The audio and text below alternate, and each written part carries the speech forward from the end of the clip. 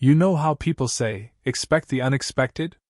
Yeah, I never really took that seriously, until last Saturday, when I watched Karen, my entitled neighbor from down the street, fly off her ATV and dive headfirst into my pond like some demented circus act. I couldn't have made this up if I tried. 1 second, I'm sipping coffee on my porch, admiring the stillness of the morning, and the next, there's this banshee wailing through the air, her arms flailing, her ATV flipping, and my peaceful koi pond becoming ground zero for whatever the hell she thought she was doing. It all started with that god-awful noise. You ever have a neighbor with a vehicle that makes you wince every time it starts up? That whining, high-pitched screech that feels like nails on a chalkboard? That's Karen's ATV. And like clockwork, every weekend she'd fire that thing up like she was preparing for a demolition derby. Only this time, something was different. It was louder. Closer. More frantic. I stood up, already dreading whatever nonsense was coming, and sure enough, there she was, tearing across the property line like a bat out of hell. Now, we've had issues before, her and I. She's the kind of person who thinks fences are suggestions, that private property means open invitation, and that the world owes her a front row seat wherever she wants to sit. She'd ride that ATV through the trails behind our houses, no regard for anyone else, scaring pets, tearing up the paths, acting like the whole neighborhood was her personal playground. But today she took it to a level I didn't even know she had in her. I watched, dumbfounded, as she aimed right for the ridge by the pond. My pond. The one I'd spent years building, perfecting, nurturing. That ridge had always been there, part of the landscaping, part of what kept the pond in place. She hit it full speed. I mean, she didn't even hesitate. No brakes, no second thoughts, just full throttle. And then, just like that, she was airborne. For a split second, time froze. She actually looked like she believed she was going to stick the landing, like she was going to impress someone. But gravity, being the rude reality check it is, had other plans. She came crashing down into the pond, water exploding everywhere, koi scattering in terror. I couldn't believe it. I just stood there, coffee still in hand, trying to process what I'd just seen. Then, like some horror movie villain, she burst out of the water, gasping, shrieking, pointing a shaking finger at me like I was the one who'd gone off the rails. "You did this!" she screamed. "You set me up! You made that ridge to trap me!" I blinked, still half expecting someone to jump out with a camera, tell me this was all some messed up prank. But no, she was dead serious. Dripping wet, covered in pond scum, mascara streaked down her cheeks, she stormed up to me like she was ready to fight. "You're going to pay for this," she yelled. I could have died. "You'll hear from my lawyer." I opened my mouth, closed it again. What do you even say to that? I mean, how do you respond when someone literally crashes into your property and blames you for it? I finally managed to get out a stunned, "Are you insane?" But she wasn't listening. She was already dialing her phone, shouting about how she was calling the police, about how I was dangerous, about how I'd tried to kill her. I laughed. I couldn't help it. It just bubbled up and spilled out, because the whole thing was just so absurd. And that only made her madder. She stomped back to the road, still yelling, waving her arms, trying to flag down anyone who would listen.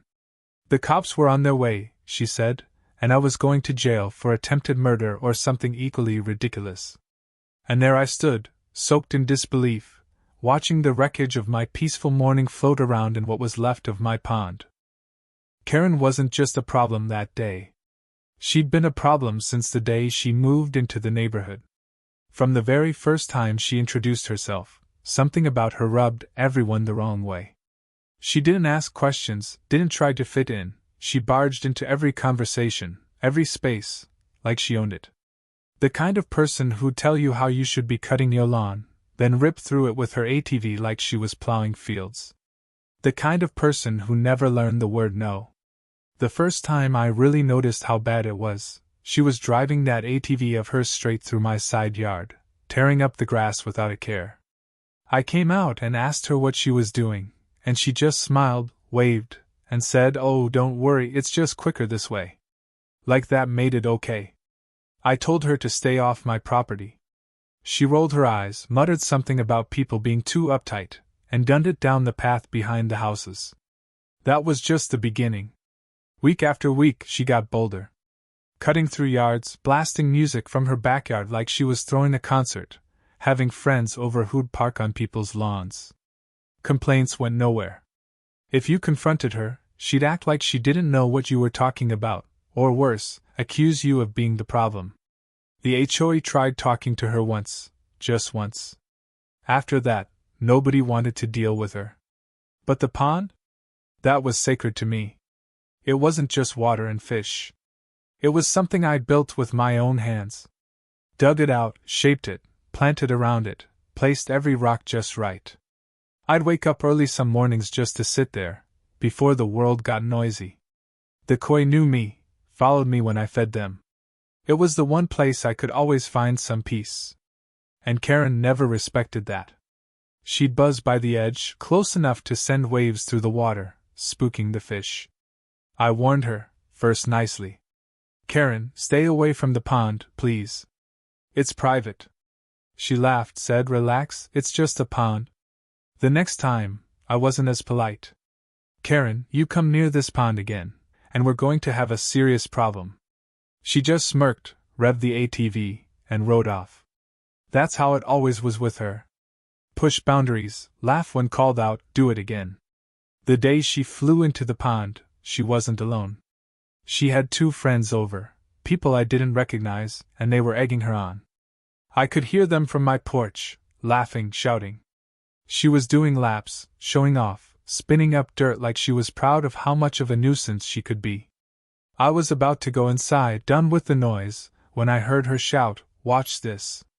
That's when I turned back, saw her aiming straight for the ridge. Now, that ridge isn't some hidden trap. It's part of the landscaping, a gentle slope that holds the pond in place. It's always been there. Anyone with eyes could see it. But Karen? She saw it as a ramp. She hit it full speed, the ATV bounced once, then she was airborne. I couldn't believe it. She didn't even try to stop. Just straight into the water. After she called the cops, I stayed put. Let her rant and rave out front while I tried to salvage what I could in the pond. Some of the fish were hiding, others just dazed. The water was murky now, debris everywhere, and the ATV half submerged like a sunken wreck. I was furious, but more than that, I was stunned. I kept thinking, how did we even get here? How did she think this was okay? The cops arrived, 2 of them, looking like they'd rather be anywhere else. Karen was already in full performance mode, crying, clutching her arm like she was seriously hurt, spinning a story about how I'd booby-trapped my own property to get her. They listened, nodding, then came over to me. I told them exactly what happened, pointed to the ridge, showed them the tire tracks, the mess. They didn't take long. One of them walked over, examined the ridge, shook his head. "This is just your yard," he said. "This slope's been here forever, hasn't it?" I nodded. "Exactly," I said. "It's part of the pond. She's been warned before." The other officer turned to Karen, asked, "Did you drive onto his property without permission?" She stammered, tried to make it sound like it was all just a misunderstanding. But it wasn't. It never was with her. They didn't arrest her, of course. It wasn't that kind of situation. But they made it clear she was in the wrong. Told her to stay off my property, told her there'd be consequences if she didn't. She didn't like that one bit. She muttered something about getting a lawyer, about how this wasn't over, and stormed off back to her house. I thought maybe, just maybe, that would be the end of it. That maybe she'd learned something. But no. A week later, I got a letter. She was suing me. Emotional distress, damage to her ATV, some nonsense about injuries. $10,000. 10,000. Like I was just going to roll over and pay for her stupidity. But here's where it gets good. My neighbor across the street, bless him, had security cameras facing the road. Caught everything. Every lap she made, every word she shouted, every second of her joyride into my pond. He showed me the footage, said he figured I might need it. I took one look and knew this wasn't going the way Karen thought it would. I handed that footage over to my lawyer, along with the lawsuit. We filed a countersuit. Damages to the pond, trespassing, harassment, the works. When we called her in to show her what we had, she looked like she'd swallowed a wasp. Tried to play it off, said it was all just a misunderstanding, a joke gone too far. But it was too late for jokes. The neighborhood? They were done with her too. People came out of the woodwork, telling me their own Karen stories. The parties, the property damage, the noise. Turns out, I wasn't the only one she'd crossed. I was just the one who finally stood up. And with that video? She didn't stand a chance. Karen had always been bold, but now she was dangerous, and worse, she thought she could get away with it. I remember holding that letter in my hands, the one where she claimed emotional distress and damages, and feeling this strange mix of disbelief and rage. It wasn't enough that she'd ruined my pond, scared off my fish, and wasted a peaceful Saturday morning. Now she wanted 10 grand out of me for a mess she made with her own 2 hands. It was laughable, except that she wasn't laughing, she was dead serious. She thought the world owed her for her own stupidity. The more I read that letter, the more absurd it got. She claimed I had created a dangerous and unmarked obstacle on my property, knowing full well that people might ride near it. She claimed I had negligently allowed conditions to exist that led to her physical injury and emotional trauma. She described the pond as a man-made hazard and accused me of not taking steps to mitigate the risk of her crashing into it, as if I was responsible for her rampage across my yard. I didn't waste time. I picked up the phone and called my lawyer. He listened, quiet at first, until I got to the part about the security footage. That's when he perked up. "You've got video?" he asked. "Of the whole thing?" I told him my neighbor had caught everything, from the moment she revved up to the second she sank like a rock in my pond. He told me to get a copy immediately. My neighbor, Tom, was more than happy to help. He'd had his own run-ins with Karen, of course. Everyone had. He pulled up the footage, and there it was, clear as day. Karen on her ATV, laughing with her friends, gunning it toward my property. Her yelling, "Watch this!" Her hitting the ridge at full speed, soaring through the air, crashing down. And then, the best part, her storming up to me, soaked, accusing, out of her mind. Every word, every action, caught on camera. With that in hand, my lawyer drafted a response. We weren't just defending, we were going on the offensive. We filed a countersuit. Property damage, harassment, trespassing. I wasn't about to let her walk all over me, not this time. And when she got the notice, when she realized she wasn't just going to scare me into writing a check, she panicked. She tried calling me, left voicemails, texts. All this fake sweetness, all of a sudden. "Let's just talk about this," she said. "We don't need to involve lawyers. We can settle this like neighbors." I didn't answer. She'd made her bed, and now she was lying in it. The day we sat down to review the evidence with her and her lawyer, you could cut the tension with a knife. She walked in all puffed up, like she still thought she had a case, like she still believed she was the victim here. But when my lawyer played that footage, minute by painful minute, her face changed. She started fidgeting, glancing at her lawyer, mumbling about how it wasn't what it looked like. But it was exactly what it looked like. Her lawyer didn't say much after that. Just leaned over and whispered something in her ear. Karen turned to me, tried to salvage something, anything. "Maybe we can just forget all this," she said, voice shaky. "It was a misunderstanding." I didn't respond. I didn't need to. My lawyer laid out the terms. She'd pay for the damage, drop the lawsuit, and agree to stay off my property permanently. No more stunts, no more trespassing, no more Karen. She didn't have much choice. The video had her nailed to the wall, and she knew it. After some back and forth, she agreed. Not the full amount I wanted, but enough to fix the pond, enough to make a point. She signed the papers, eyes down, no more of that smug grin she always wore. Word spread fast after that. The neighborhood had been watching, waiting. People came by, offering support, sharing stories of their own Karen encounters. She'd been a thorn in everyone's side, and now, finally, someone had stood up to her. She tried to keep her head down after that, but it didn't matter. Her reputation was done. She stopped riding that ATV, stopped hosting loud parties. She became a ghost, avoiding eye contact, avoiding everyone. And me? I got my pond back. My peace. The koi returned to normal, the water cleared, and I could sit on my porch again without wondering what chaos was coming next. Karen thought she could bully her way through life, thought she could crash into people's lives and come out on top. But this time, she crashed into the wrong pond. After she signed the papers, something about the neighborhood shifted. It was like everyone could finally breathe again, like a dark cloud had drifted off, leaving the sky a little clearer, the air a little lighter. Karen didn't just lose in that little meeting, she lost the illusion of control she'd wrapped around herself since the day she moved in. She walked around different after that. Quieter. Smaller. Her ATV sat idle, collecting dust and cobwebs in her driveway, the roar of its engine finally silenced.